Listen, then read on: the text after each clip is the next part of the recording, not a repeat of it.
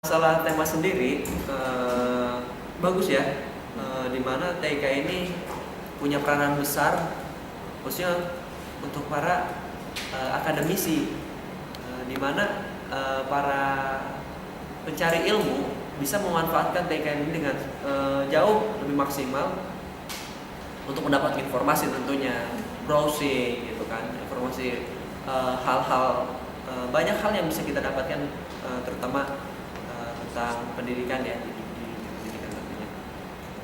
Sebagaimana informasi yang berkembang saat ini begitu banyak dan perlu disaring tentunya ya. Dan ketika memanfaatkan TIK ini, dan tema ini saya bacakan, manfaatkanlah TIK dalam pendidikan, jelas ini sangat mendukung.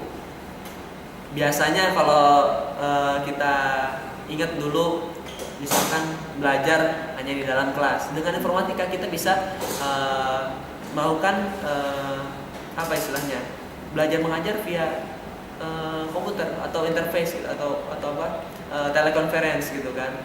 Jadi nggak apa sih namanya, dunia ini bukan lagi batasan. Dengan adanya informasi, kita bisa mengakses ilmu pengetahuan dari berbagai penjuru dunia dan kita bisa akses itu melalui informasi seperti itu.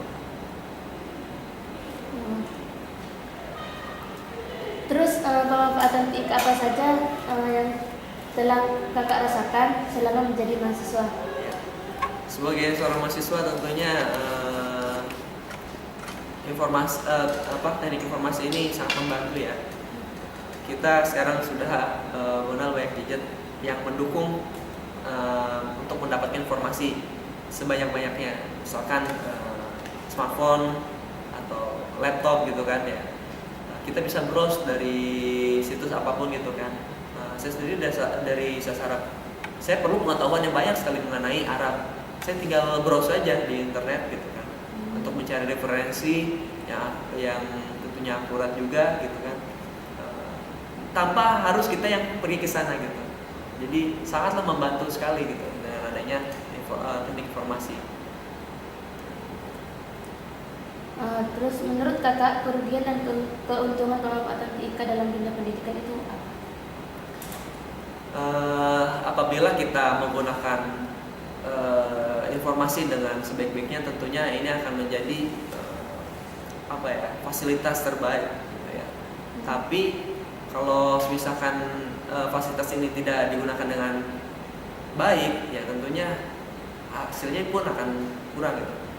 Sekarang ini, dewasa ini, informasi yang kita bisa peroleh itu sangatlah mudah gitu kan. Bahkan kalau kita tidak bisa menyaringnya, informasi buruk pun bisa kita ambil gitu.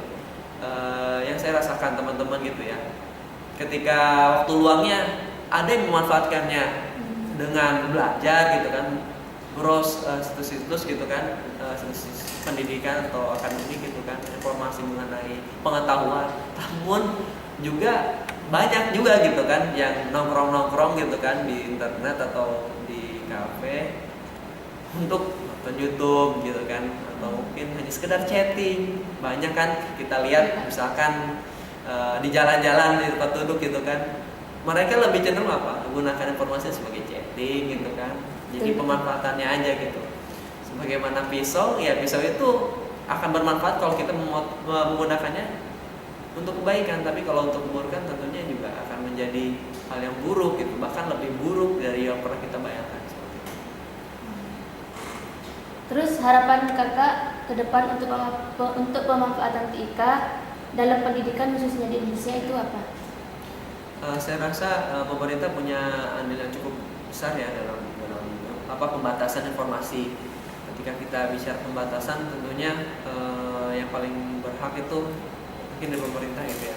Kalau kita sendiri tentunya kesadaran yang ditonjolkan. Kalau pemerintah, dia punya kewenangan untuk membatasi situs-situs yang terlarang gitu ya, untuk tidak dikonsumsi oleh masyarakatnya. Begitu juga dengan pendidikan, lebih banyak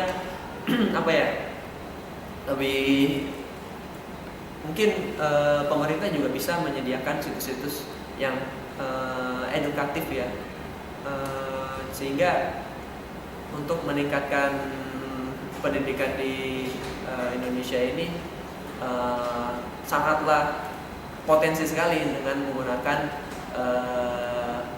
elektronik atau dengan menggunakan informasi. Oh. Terima kasih Kak Iya. atas waktunya, dan cukup sekian wawancara pada siang hari ini.